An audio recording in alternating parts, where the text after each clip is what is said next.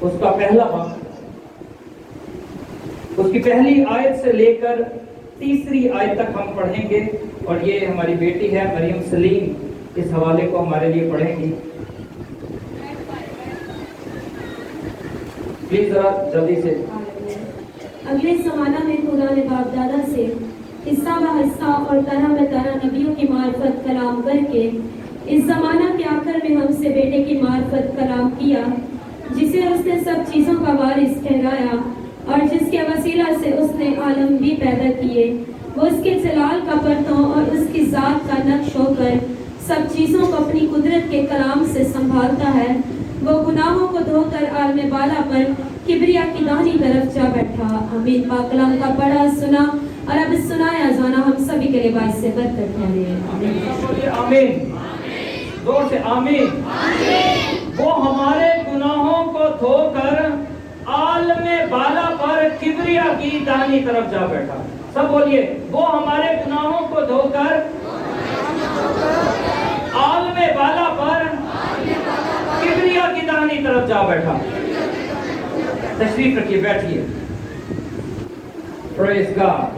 میں شکر گزار ہوں ہماری چرچ مینجمنٹ کا، اور خاص طور پر ہمارے بزرگ، ہمارے روحانی باپ پاسٹر خان شہین صاحب کا، جو ہمیں گاہے بگاہے وقتاً فوقتاً اس بات کے لیے ابھارتے رہتے ہیں کہ ہم خدا کے کلام کی خدمت آپ لوگوں کے درمیان کر سکیں۔ آمین، آمین۔ آج کتنے لوگ ہیں جو خدا کا کلام سننے کے لیے آئے ہیں؟ ایک چھوٹا سا اقرار بولیے، سب نے بولنا، سب نے۔ خداوند میں تیری آواز سننے کے لیے آیا ہوں۔ آمین۔ کلام فرماتا جب تو خدا کے گھر میں آتا ہے تو اپنے قدموں کو سنجیدگی سے رکھ۔ مطلب اگر تو خدا کے گھر میں آیا ہے خدا کا کلام سننے کے لیے تو سنجیدگی سے آ، سیریس ہو کر آ، اپنے دل میں اس بات کا عہد جان کر آ کہ آج میری خداوند یسوع سے ملاقات ہونے والی ہے۔ ہاللیلویا۔ تو کیا ہوتا ہے جب تو خدا کے گھر میں آتا ہے تو سنجیدگی سے آ، کیونکہ شینوا ہونے کے لیے آنا احمقوں کے ذبیحے گزرانے سے بہتر ہے۔ اگر تو علم حاصل کرنے کے لیے آ رہا ہے، اگر تو خدا کو جاننے کے لیے آ رہا ہے تو یہ اس سے بہتر ہے کہ تو قربانیاں گزرانے، بھیڑوں، بکروں، بیلوں، بچڑوں کی قربانیاں گزرانے، روپے پیسے کی قربانیاں گزرانے، یہ اس سے بہتر ہے۔ میں ہرگز نہیں کہہ رہا کہ خدا کے گھر میں ہدیہ جات نہ لایا کریں، یہ بڑا ضروری ہے، یہ بڑا، زور سے بولیے، یہ بڑا ضروری ہے۔ آپ کو پتہ ہے بنی اسرائیل کو خدا نے موسیٰ سے کہا کہ تو بنی اسرائیل سے کہہ کہ جب یہ میرے گھر میں آتے ہیں تو خالی ہاتھ نہ آیا کریں۔ کتنے لوگوں کو پتہ ہے اس بات کا؟ موسیٰ کو خدا نے کہا کہ تو بنی اسرائیل سے کہہ کہ جب یہ میرے گھر میں آتے ہیں تو خالی ہاتھ نہ آیا کریں۔ اور اسی بات کو مد نظر رکھتے ہوئے خدا کے بندہ ریورنڈ ڈاکٹر ارنسٹ مل صاحب نے ایک بڑا خوبصورت گیت گایا، دل سے شکر گزار ہیں ہم، تیری وفا کے لیے نظریں لے کر آئے ہیں ہم اپنے خدا کے لیے۔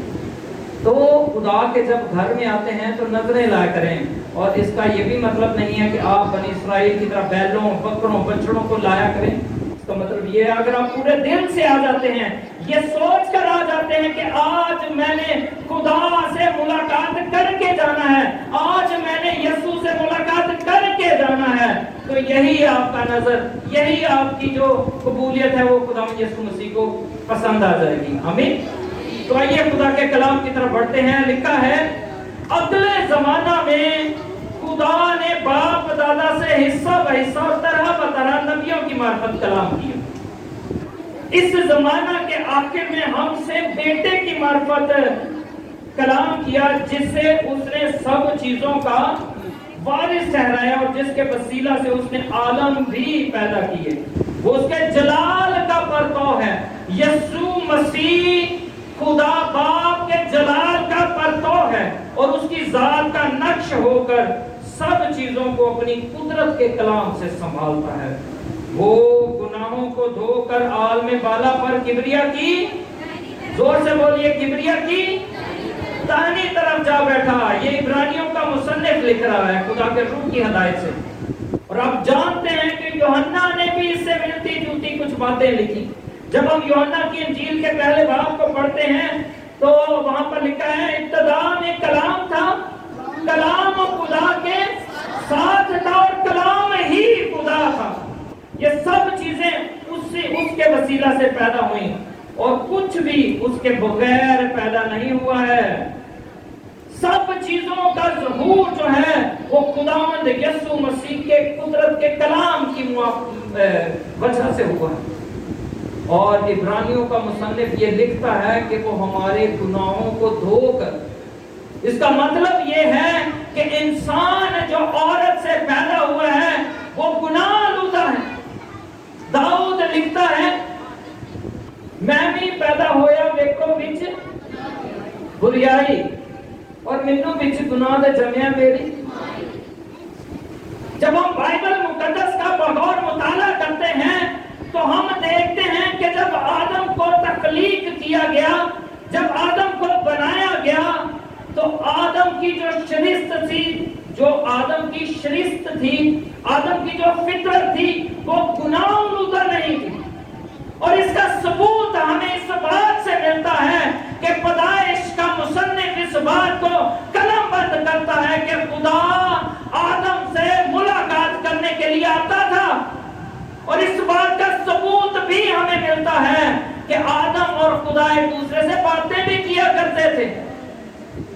کیوں باتیں کیا کرتے تھے؟ کیونکہ آدم کی فطرت ابھی گناہ آلودہ نہیں ہوئی تھی. آدم ابھی گناہ سے واقف نہ تھا اور اسی وجہ سے خدا اس سے ملاقات کیا کرتا تھا. کیوں؟ کیونکہ خدا کی یہ صفت ہے. جب ہم کلام خدا میں سے خدا کی کو جاننے کی کوشش کرتے ہیں تو کلام ہمیں یہ بتاتا ہے کہ خدا اس قدر پاک ہے کہ وہ بدی کو دیکھ بھی نہیں سکتا ہے. کلام فرماتا ہے کہ وہ نور ہے اور اس میں ذرا برابر بھی تاریکی نہیں ہے. اور یہی وجہ تھی کہ آدم کو جب تخلیق کیا گیا تو کلام ہمیں یہ سکھاتا ہے کہ وہ تو خدا کی شبیہ پر تھا, وہ تو خدا کی صورت پر تھا. اس کا مطلب بائبل کے اسکالرز اس کو یوں بیان کرتے ہیں کہ جس طرح خدا پاک ہے اس طرح آدم بھی پاک تھا. جس طرح خدا گناہ سے ناواقف ہے, جس طرح خدا گناہ سے نفرت کرتا ہے, اس طرح آدم بھی گناہ سے ناواقف تھا. لیکن ہم جانتے ہیں کہ ہمارا ایک دشمن بھی ہے. یوحنا جو خدا یسوع مسیح کا رسول تھا, یوحنا عارف, وہ لکھتا ہے وہی پرانا سام. کیا لکھتا ہے؟ وہی پرانا سام. جب ہم یوحنا کی انجیل کو پڑھتے ہیں لکھا ہے وہ ابتدا ہی سے جھوٹا ہے, وہ شروع ہی سے جھوٹا ہے, بلکہ جھوٹ کا باپ ہے, بلکہ وہ جھوٹ کا باپ ہے. اور یہی جھوٹ اس نے عدن میں بولا اور آج تک وہ اسی جھوٹ کی وجہ سے ہمیں بھی ورگلاتا ہے اور ہمیں بھی گناہ کی طرف مائل کرتا ہے, ہم سے بھی گناہ کرواتا ہے. کلام خدا بیان کرتا ہے کہ ہوا کو اس نے اپنا ٹارگٹ بنایا. کیا بنایا؟ ہوا کو اس نے اپنا ٹارگٹ بنایا. اور ہوا سے سوال کیا کرتا ہے, کیا واقعی میں خدا نے تجھے, آپ لوگوں کو اس درخت کا پھل کھانے سے منع کیا ہے؟ اب یہ جو ورڈ ہے نا, کیا واقعی, اس کا مطلب یہ ہے کہ اس نے ہوا کے دماغ میں شک کا بیج بو دیا, اس کو ڈبل مائنڈڈ کر دیا. اور آگے سے ہوا نے کیا آنسر کیا آپ کو جانتا ہے؟ کیا آنسر کیا؟ اس نے کہا آمین. بھائی کریے زور سے تعلیم چاہیے. لکھا ہے کہ نہ تو اس پھل کو کھانا اور نہ اس پھل کو چھونا. تو کیا واقعی میں خدا نے ایسا کہا تھا؟ آدم کو کیا واقعی میں ایگزیکٹلی یہی ورڈز تھے؟ عزیزو, آدم کو خدا نے یہ کہا تھا کہ تم نے اس پھل کو نہیں کھانا, کیونکہ جس روز کھایا تو مرا. لیکن آدم نے اس خدا کے کلام کو جب ہوا کو سنایا تو وہ اس میں تھوڑی سی امینڈمنٹ کر دی, تھوڑی سی بڑھت کر دی, تھوڑی سی بڑھوتری کر دی, زیادہ محتاط رکھنے کے لیے. بعض دفعہ ہم یہ سوچتے ہیں کہ ہمارے یہ الفاظ جو ہیں ہمارے بچوں کے لیے وہ اس سے ڈر جائیں گے, وہ زیادہ سیکیور ہو جائیں گے, وہ زیادہ ان باتوں سے ڈریں گے. بعض دفعہ جب چھوٹے ہوتے ہیں تو رو رہے ہوتے ہیں تو ہم کہتے ہیں چپ کر دو, بہو آ جائے گا یا فلانا آ جائے گا. مطلب اس طرح کے الفاظ ہم یہ نہیں سوچتے کہ یہ نیگیٹو ورڈز آگے جا کر اس بچے کی زندگی میں کیا کام کریں گے. وہ ڈرنا, وہ اندھیرے سے ڈرنا شروع ہو جائے گا. وہ جب لائٹ, بہت سارے میرے خود کے بچے بھی آتے ہیں, لائٹ بند کر دے تو وہ تھوڑا ڈر جاتے ہیں, اندھیرا خوف پیدا کرتا ہے. تو ہم شروع ہی سے ہم اپنے آپ کو سیکیور کرنے, ہم اپنی دانست میں عقل مند بنتے ہیں. اور شاید ایسا ہی آدم نے بھی کیا. اس نے کہا کہ کہیں یہ اس کو کھا نہ لے. اس نے اس کو زیادہ سیکیور کرنے کے لیے کہا کہ خدا نے یہ کہا ہے نہ کھانا اور نہ چھونا. ہوا کا قصور نہیں تھا, بتانے والے کا قصور تھا. اور یہی اس کی زندگی میں گناہ کو لانے کی وجہ بنا. اسی کلام کی بڑھوتری کی وجہ سے اس کی جب تکرار ہوئی ابلیس کے ساتھ تو وہ اس میں ہار گئی. عزیزوں, کلام, خدا کا کلام لے کر, یہ جو کلام ہے, جب ہم پولس رسول کے خطوط کو پڑھتے ہیں تو پولس رسول بڑی دلیری سے اس بات کو قلم بند کرتا ہے کہ خدا کا کلام زندہ ہے, وہ مؤثر ہے, وہ ہر دو دھاری تلوار سے زیادہ تیز ہے. یہ ہو نہیں سکتا کہ کلام کی صحیح طور پر آپ کو پہچان ہو اور آپ پھر بھی گر جائیں. سنانے والا جو بتانے والا ہے, اسی لیے خدا کے کلام میں یہ بات لکھا ہے کہ ہر کوئی استاد بننے کی کوشش نہ کرے.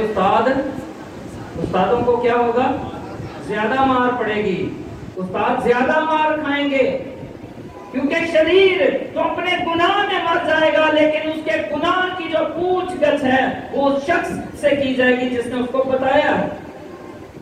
عزیزوں, کلام کو بڑھانا گھٹانا, اور کلام خود اس بات کو, جب ہم مکاشفہ کی کتاب کو پڑھتے ہیں, پرانے عہدنامہ میں بھی ان باتوں کو قلم بند کیا گیا ہے کہ نہ تو اس میں کچھ تو گھٹانا نہ بڑھانا.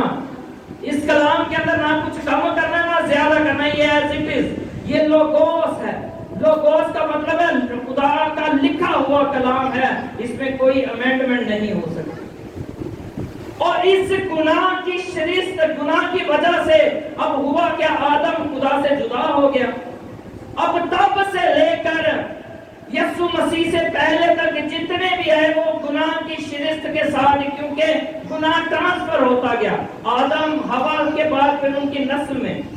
اور اسی بات کو سامنے رکھتے ہوئے پولس رسول یہ لکھتا ہے کہ سب نے گناہ کیا اور خدا کے جلال سے محروم ہیں. اب سب نے گناہ کی وجہ سے خدا کے جلال سے محروم ہوتے چلے گئے.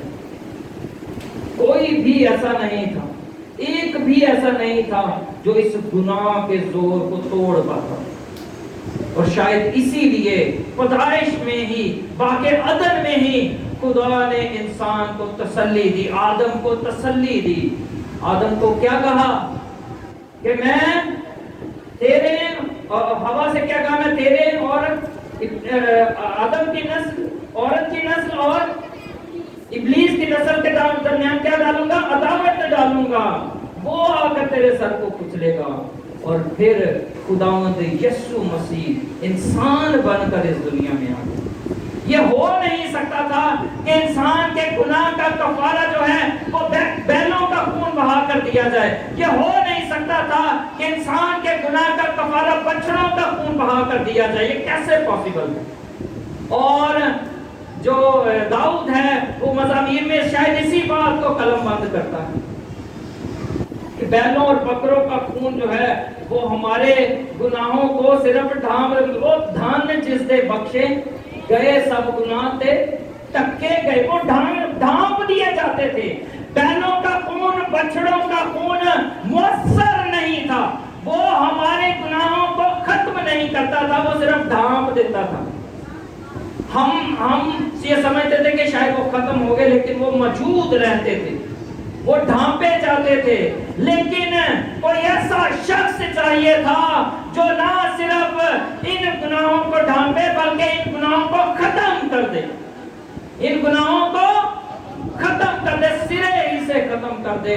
और इसीलिए खुदावंद यीशु मसीह आपका और मेरा निजात दहिंदा बनकर इस दुनिया में आ गया।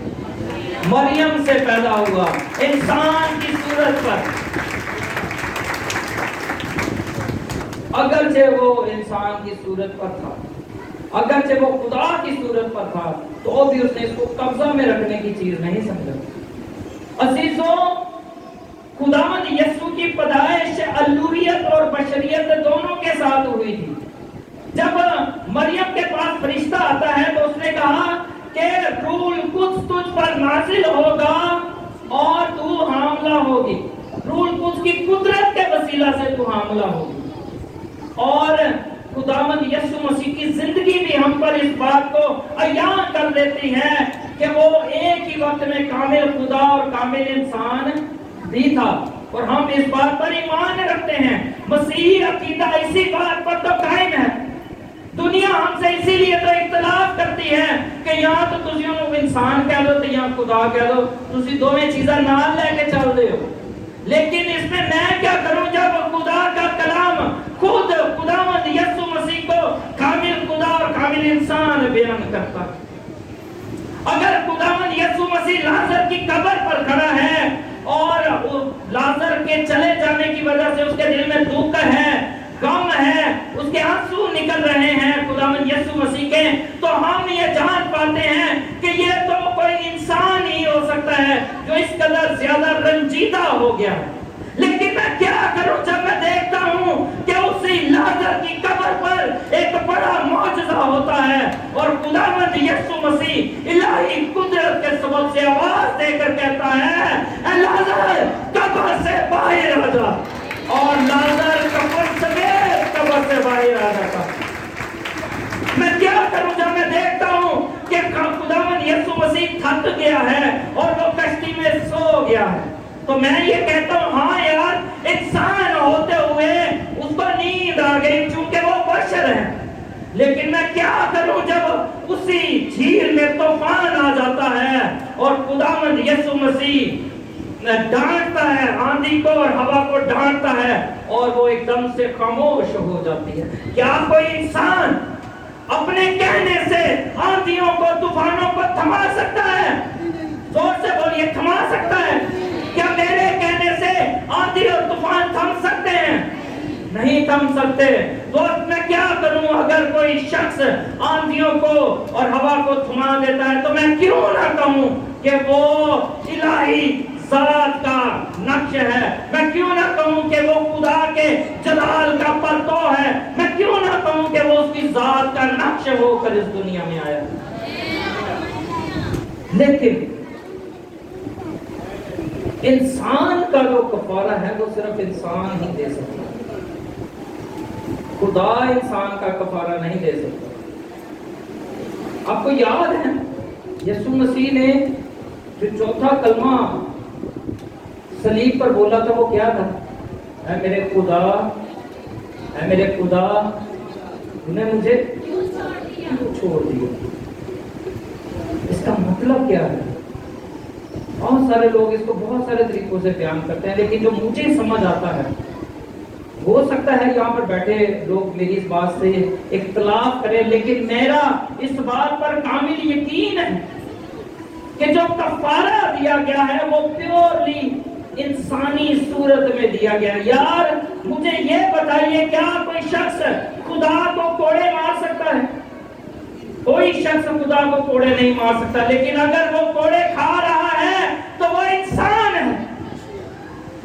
क्या कोई शख्स खुदा को कांटों का ताज पहना सकता है? लेकिन अगर उसने इस कांटों का ताज पहना है तो वो इंसान है।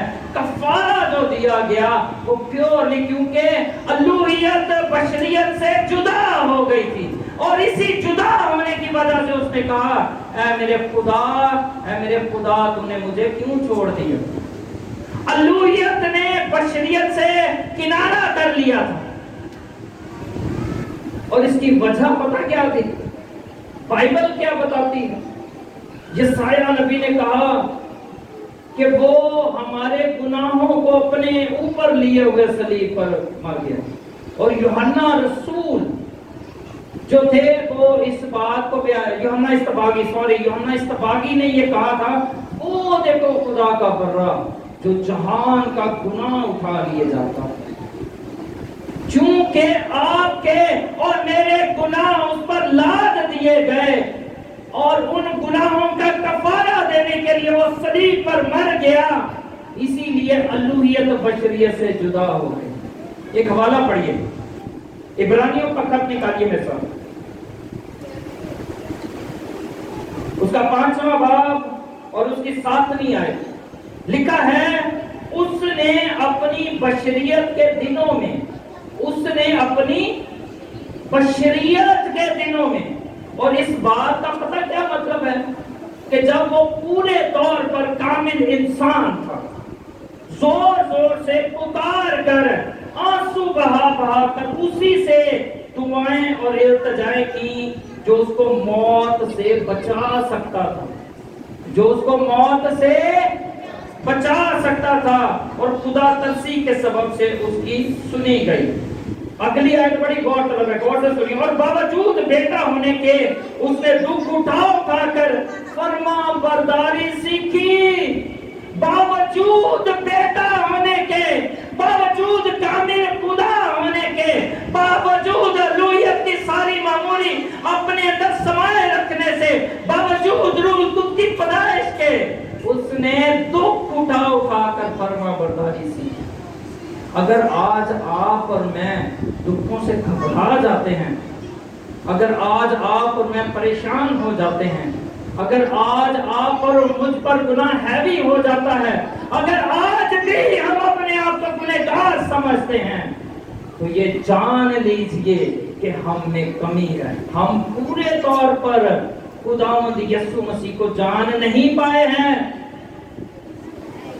कफारा से पहले गुनाह जो था वो इंसान पर हुकूमत करता था। यीशु मसीह के कफारा से पहले, सलीबी मौत से पहले गुनाह का जोर था, इब्लीस की हुक्मरानी थी।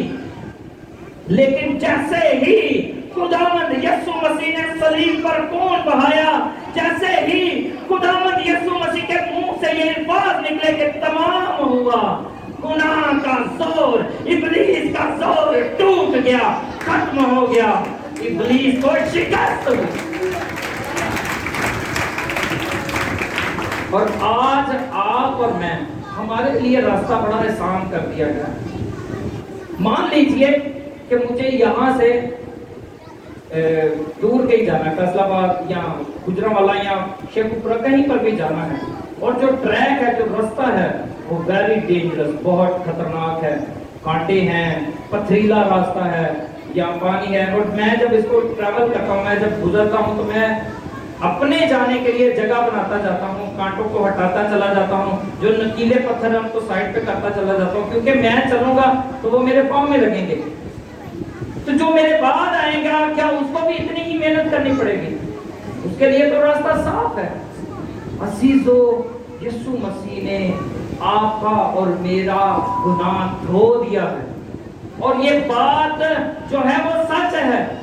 इब्रानियों का मुसन्निफ कहता है कि वो हमारे गुनाहों को धो चुका है, और धोने के बाद वो अलमे बाला पर जाकर बैठ गया है, किबरिया की दाहिनी तरफ, किबरिया की दाहिनी तरफ जा बैठा है। तो आप लोग कहेंगे भाई गुनाह तो अब भी मौजूद है, गुनाह तो अब भी मुझसे हो जाते हैं। गुनाह करना और गुनाह हो जाना ये दो अलग अलग बातें हैं। पहले हम गुनाह करते थे, जब हम यीशु मसीह से नावाकिफ थे, हम गुनाह करते थे, लेकिन यीशु मसीह को जान लेने के बाद हमसे गुनाह हो जाते हैं, हमसे गुनाह हो जाते हैं। एक हवाला पढ़िए, पहला यूहन्ना उसका 2 बाब और उसकी पहली आयत है। ये नाम लिखा है तारिक सदीक। कौन है तारिक सदीक? जल्दी से। अच्छा भाई, तारिक तो नहीं है सर? प्लीज आइए सर। वेरी सॉरी, हाँ वेरी सॉरी। میرے پیارے بھائی طارق بہن یہ حوالہ یہ پڑھیں گے ہمارے لیے سب پلیز. پہلا یوحنا دوسرا باب پہلی آیت. دوسرا باب اور اس کی پہلی آیت پہلی. مضمون ہے. جی غور سے سنیے. اور جس طرح اس امت میں جھوٹے نبی بھی تھے اسی طرح تم میں بھی جھوٹے استاد ہوں سر گے. کیا پترس پڑھیں. غور سے سنیے گا. گناہ کرنا اور گناہ ہو جانا یہ فرق پاتے ہیں. پہلے ہم گناہ کرتے تھے لیکن اب یوحنا یہ کہتا ہے کہ ہم سے گناہ ہو جاتے ہیں. اور اگر ہم سے گناہ ہو جاتے ہیں تو ہمیں کیا کرنا ہے؟ سنیے. اور اے میرے بچوں یہ باتیں جو میں تمہیں اسی لیے لکھتا ہوں کہ تم گناہ نہ کرو. اور اگر کوئی گناہ کرے تو اپنے باپ کے پاس ہمارا ایک مددگار موجود ہے یعنی یسوع مسیح. آمین. Thank you. یوحنا یہ کہتا ہے کیونکہ یوحنا انسان کی فطرت کو جانتا ہے. یوحنا یہ جانتا ہے کہ پولس رسول نے یہ کہا کہ اب تو آئینے میں دھندلا سا نظر آتا ہے مگر اس وقت ہم روبرو دیکھیں گے. یوحنا یہ جانتا ہے کہ انسان کی فطرت جو ہے انسان کی شرست جو ہے ابھی تک کاملیت کے درجہ تک نہیں پہنچی ہے. یوحنا یہ بھی جانتا ہے کہ ہم یسوع مسیح کے قد کے اندازہ تک ابھی نہیں پہنچے ہیں.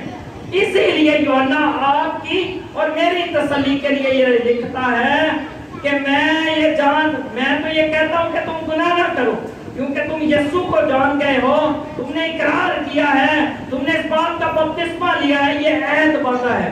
لیکن اگر پھر بھی گناہ ہو جاتا ہے تو یہ مت بھولنا کہ ہمارا ایک مددگار موجود تھا موجود ہے. ہمارا ایک مددگار موجود ہے اور یہ وہی مددگار ہے جو ہمارے گناہوں کو دھو کر عالم بالا پر کبریا کی دانی طرف جا بیٹھا ہے. یہ وہی مددگار ہے جس نے پہلے بھی ہمارے گناہوں کو دھویا تھا اور وہ آج بھی ہمارے گناہوں کو دھوتا ہے. وہ آج بھی ہمارے گناہوں کو دھوتا ہے. اور اگلی بات پتہ وہ کیا کہتا ہے؟ بعض دفعہ اگر یہیں تک لکھا ہوتا نا کہ مددگار موجود ہے تو ہم اسی کشمکش میں رہتے. ہمارے درمیان اسکالرز کی اسی بات پر بحث ہوتی. کوئی کہتا وہ مددگار, میں نام نہیں لوں گا, کوئی کہتا وہ مددگار فلانا ہے, کوئی کہتا وہ مددگار ڈھمکانا ہے, کوئی کچھ کہتا وہ کچھ کہتا. لیکن یوحنا رسول نے خدا کے روح کی ہدایت سے اس بات کو قلم بند کیا اور تصدیق کی کہ وہ مددگار کون ہے؟ یسوع مسیح راست باز. زور سے بولیے یسوع مسیح. یاد رکھیے کلام فرماتا جو یسوع کا نام لے گا وہ نجات پائے گا. تو زور سے بولیے یسوع مسیح راست باز. بولیے یسوع مسیح راست باز. آواز بہت کم ہے. یسوع مسیح راست باز. یسوع مسیح راست باز. ایک اور حوالہ پڑھتے ہیں. تیموتھیوس کا خط نکالیے اور بس وائنڈ اپ کر رہا ہوں, پلیز تھوڑا سا مجھے ٹائم دے دیجیے.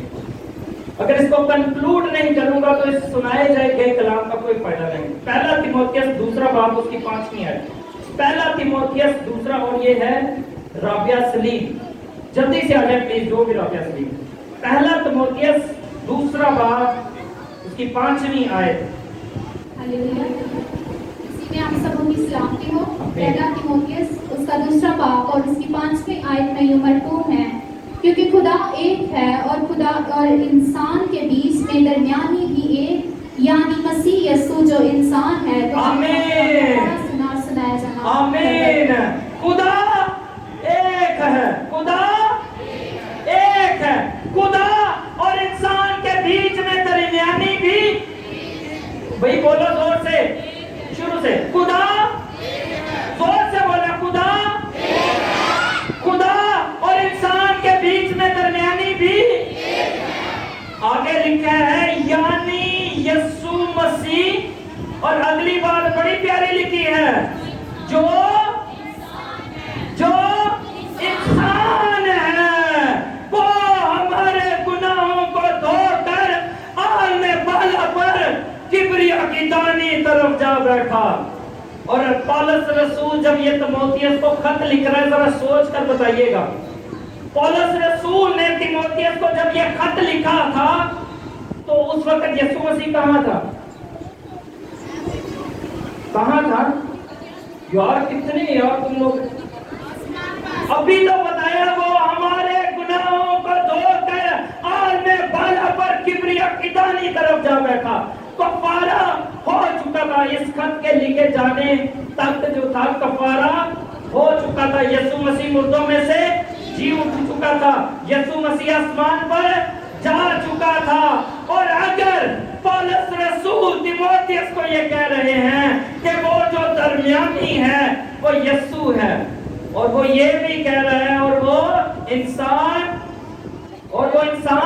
है, और वो इंसान, तो मुझे जरा सोच कर बताइए कि आज जब यीशु मसीह किबरिया की दाहिनी तरफ बैठे हैं तो क्या वो खुदा बशरियत में है या अलूहियत में है? बशरियत में वो इंसान है। वो क्या है? इंसान है। आप जैसा मेरा इंसान, आप जैसे आप और मैं। अब मैं जरा इस बुद्धि को सुझा दूं, फिर इसको बंद करते हैं। लिखा है तो तीमुथियुस को पौलुस रसूल ये लिखते हैं कि खुदा एक है, और फिर पौलुस रसूल ये कहते हैं कि खुदा और इंसान का मिलाप करवाने वाला, सुलह करवाने वाला भी एक ही है, और वो यीशु है। और वो कौन है? यीशु है। अब जरा गौर से सुनिएगा।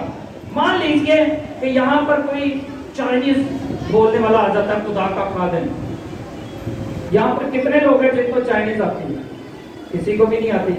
अब वो यहाँ पर खुदा का कलाम चाइनीज जुबान में सुनाता चला जा रहा है। आप में से कितनों को समझ आएगी? किसी को आएगी? नहीं आएगी, कुछ भी समझ नहीं आएगा, जीरो। भाई वो चाइनीज जुबान में सुना रहे हैं, हम उर्दू बोलने वाले, पंजाबी बोलने वाले, हमें क्या पता? हमारी जाने भला वो क्या बोल रहा है, हमें नहीं पता। अब होगा क्या? एक शख्स आएगा कलीसिया में से उठकर या पासवानों में से उठकर, वो कहेगा मैं उर्दू जानता हूँ, मैं पंजाबी भी जानता हूँ, और मैं चाइनीज भी जानता हूँ। तो वो क्या करेगा? उस चाइनीज की बात को सुनेगा और हमारी जुबान में हमें समझाएगा, फिर हमें समझ आएगी। फिर आएगी समझ? कितने लोगों को आएगी? अब जब खुदा का और इंसान की जुदाई हो गई तो ना तो मुकम्मल तौर पर खुदा इस बात को समझा सकता था